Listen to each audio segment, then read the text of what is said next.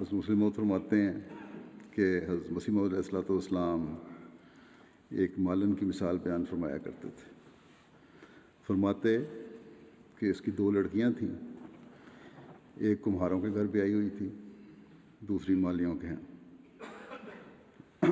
جب کبھی بادل آتا تو وہ عورت دیوانہ وار گھبرائی ہوئی پھرتی تھی۔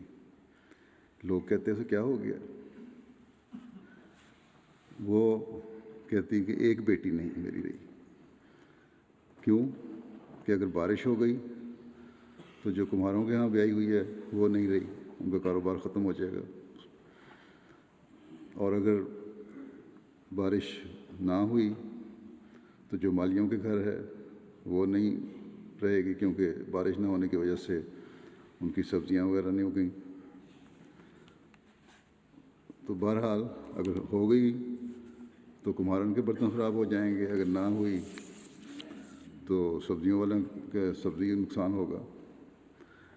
تو یہ مثال دے کر بظاہر تو ایک ہلکی پھلکی بات ہے، حضرت مسیح موعود علیہ السلام نے مثال اس ضمن بیان فرمائی کہ قادیان کے دو آدمیوں کا آپس میں اختلاف ہو گیا۔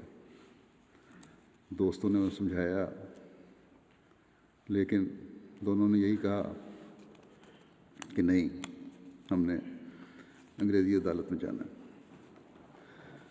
وہیں سے فیصلہ کروانا ہے، اور ایک دوسرے پر سرکاری عدالت میں نالش کر دی۔ جب مقدمے کی پیشی ہوتی تو وہ خود یا ان کا کوئی نمائندہ حضرت مسیح علیہ السلام کی خدمت میں دعا کے لیے کہنے آ جاتا۔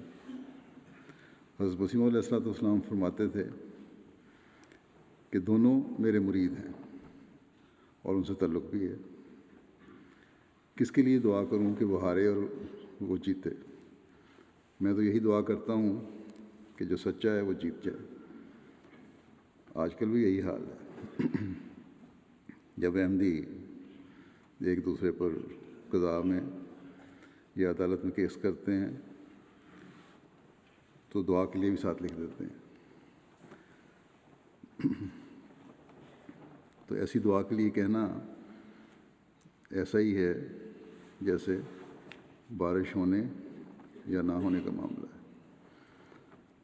یا تو کمہاروں میں بیائی ہوئی لڑکی کو نقصان پہنچے گا یا مالیوں میں بیائی ہوئی لڑکی کو نقصان پہنچے گا۔